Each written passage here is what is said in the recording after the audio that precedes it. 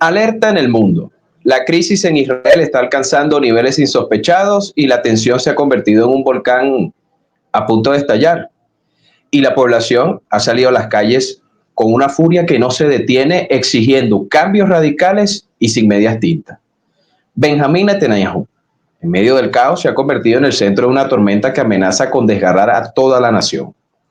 Todo empezó con una protesta por los rehenes secuestrados por Hamas, pero la rabia popular pronto se transformó en un juicio brutal contra el gobierno y su liderazgo. Y la gente está cansada de la violencia, amigos, de la corrupción y de un régimen que consideran incapaz de detener esta espiral de destrucción. ¿Quieres saber qué está pasando? Sigue viendo. Basta ya. Esa es la consigna. Y además, la dimisión de Netanyahu se escuchó en cada rincón, con pancartas, con gritos, una multitud que exige su renuncia ahora mismo. Y la indignación ha sobrepasado todos los límites y las calles se han convertido en un escenario de rechazo total a su gestión. Y es que la población israelí está dejando claro que no soporta más la violencia ni la prolongación de un conflicto que parece no tener fin. Y Jerusalén fue el epicentro de un levantamiento sin precedentes, porque unas 5.000 personas llenaron las calles de Al-Quds en una manifestación que rompió todos los récords desde que comenzó la invasión a Gaza en octubre de 2013. Y la magnitud de la protesta refleja que el malestar social ya no puede ser contenido, que el fuego interno está a punto de desbordarse. Y los gritos de los manifestantes no solo piden que cesen ya los ataques, sino también exigen la salida de Netanyahu y que asuma la responsabilidad por un conflicto que ya parece inagotable. La demanda principal sigue siendo la liberación de los rehenes israelíes en la franja de Gaza y una herida abierta que parece no dejar de sangrar. Porque en esta marea de carteles y consignas que inundaron la protesta con mensajes incendiarios, se refirió especialmente a los 59 israelíes secuestrados por Hamas. Ese número es prácticamente un símbolo del dolor nacional. Recordatorio constante de que el gobierno no ha logrado ni intercambios ni soluciones y que la impotencia crece cada día. Fíjense que incluso el portavoz para medios extranjeros citado por el medio español Canal 26, David Menzer, portavoz de Israel, reafirmó que Tel Aviv no negociará un alto al fuego bajo las condiciones de Hamas, que la única manera que se ejecute tal medida es bajo el esquema propuesto por el enviado o negociador de la administración Trump para la crisis, el señor Steve Witkoff, que además es, digámoslo así, el enviado de la Casa Blanca para todo el Medio Oriente. Esto, según Mercer, sin dejar de ejercer presión sobre Hamas. Fíjense, escuchémoslo directamente. Las negociaciones se producirán mientras haya presión sobre la organización, es decir, sobre Hamas, comentó este jueves el portavoz durante una rueda de prensa virtual donde señaló que Hamas no ha aceptado la propuesta de Witkoff. ¿Y en qué consiste la misma? Pues en promulgar la extensión de la primera fase del alto al fuego de semanas. Durante ese tiempo se liberaría a la mitad de los rehenes que quedan en Gaza, pero que no comportaría fin de operaciones, ni tampoco la retirada militar y de las fuerzas israelíes, como es la exigencia de Hamas. Y las críticas a Netanyahu son cada vez más duras, porque su fracaso en negociar con Hamas y su decisión de seguir una política bélica ha provocado la furia de la población. Lejos de buscar la paz, su estrategia solo ha alimentado la guerra, dejando a Israel y a su gente en un estado de destrucción y desesperanza. Y el clímax, mis amigos, llegó con un desgarrador video que presentaron las brigadas Esedin al-Qassam, son las brigadas de Hamas, donde los israelíes secuestrados expresan su sufrimiento. Por ejemplo, Joseph Ain Onana, que es uno de los cautivos, acusó duramente al gobierno. Lo dijo claramente en ese video.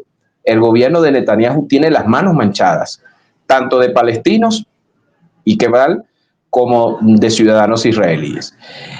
Y el testimonio más desgarrador vino de otro de los secuestrados, el Kana Bobot, cuya desesperanza trascendió la misma pantalla, porque según esta ciudadana ha perdido ya la voluntad de vivir, aplastada por la perspectiva de una guerra que parece no tener fin.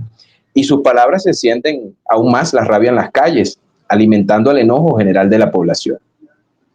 Por su parte, Hamas criticó a Israel, De hecho, Hamás envió a Qatar una delegación de negociadores que se iba a reunir con los israelíes para tratar de conseguir un alto al fuego, y acusó a el gobierno de Netanyahu de aplicar una escalada militar a los últimos esfuerzos por lograr un acuerdo. Y también el grupo comentó lo siguiente, que hay mediadores, podemos sugerir que aludió a Witkoff, que realizan denodados esfuerzos para reanudar el proceso de negociaciones. Sin embargo, Israel contrarresta esos esfuerzos con una presión militar sobre civiles inocentes al final del día, con bombardeos masivos y la destrucción de instalaciones civiles, o lo que queda, mejor dicho. Y por supuesto, eso genera que la furia popular explote con renovado ímpetu, porque los manifestantes no soportan más lo que podríamos calificar de negligencia de Netanyahu, que además no ha logrado un alto al fuego duradero para detener la masacre, ni tampoco ha recuperado un gran cúmulo de los rehenes, como fue la promesa inicial al iniciar todas estas hostilidades. Y en lugar de paz, entonces podemos decir que Netanyahu apuesta por la confrontación, priorizando principalmente su imagen política en vez de la seguridad de su pueblo. Y esas manifestaciones de descontento han venido de los reservistas, de ex miembros del ejército israelí que claman no más guerra interminable. Y las protestas, por supuesto, no se han detenido, no solo desde octubre del 23, cuando ocurrió el ataque de Hamás, sino que eso, como lo hemos dicho anteriormente en nuestros distintos informes analizando coyunturalmente la situación, siempre hemos dicho, las protestas y el descontento con la administración de Netanyahu viene mucho antes de esta crisis y del conflicto concomitante. Incluso en Tel Aviv los manifestantes marcharon hacia la embajada de Estados Unidos exigiendo que el presidente Trump intervenga para la liberación de los rehenes.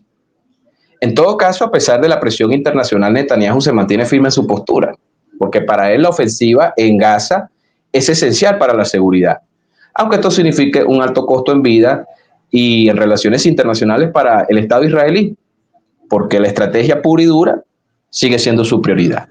Y en las actuales o en las últimas operaciones desgarradoras del ejército israelí sobre el enclave palestino, se han sumado otras 100 víctimas según lo reportado. Por eso el descontento crece en su país. Voces críticas han emergido dentro del gobierno, dentro de las Fuerzas Armadas, pidiendo un urgente cambio de rumbo. Y la resistencia interna desafía la línea dura y busca, por supuesto, una salida a lo que consideran un desastre mayor que se puede avecinar. Y fíjense que una carta firmada, hablábamos de los reservistas, cientos de reservistas de la Fuerza Aérea israelí ya está circulando por redes, piden que se detenga la ofensiva y que se retome de alguna manera el diálogo con Hamás. Y este llamado refleja el cansancio y la desesperación de quienes conocen los costos reales de la guerra, una guerra que lleva por 17 meses. Y algunos soldados, fíjense que una vez defendieron con orgullo la insignia israelí, hoy cuestionan la estrategia de Netanyahu. Son fisuras en las Fuerzas Armadas y también en los servicios secretos, que son cada vez más evidentes, poniendo en jaque el liderazgo y a sus decisiones. Evidentemente aquí el problema reside centralmente en los rehenes, porque eso es lo que sigue alimentando la llama de las protestas. Y sus familiares están desesperados, exigen acciones concretas. Y mientras haya obstáculos y falta de avance en las negociaciones, va a seguir provocando el grito colectivo. ¿Será que Netanyahu va a actuar antes que sea demasiado tarde o la prepotencia se va a seguir imponiendo? Porque la situación de Netanyahu es delicada. Fuertes denuncias, incluso en el mismo Israel, indican que esta continuidad de las hostilidades, esta violencia que no se detiene, es una suerte de huida hacia adelante por parte del ya, por más de 2 décadas, cabeza de la política interna en Israel, para evadir sus propias responsabilidades judiciales, en la que está, por cierto, también su señora esposa, donde han sido acusados y hay fuertes acusaciones e investigaciones en curso en los entes judiciales del Estado israelí sobre nepotismo, utilización de recursos para beneficio propio, lo que podríamos llamar sencillamente prevaricación. Es decir, está fuertemente cuestionado y algunas denuncias afirman que una salida del primer ministerio para el señor Netanyahu significa un atajo rápido para una prisión por sus crímenes y corrupción. Eso fue una producción de Geomatrix. Habló para ustedes Fran Gil.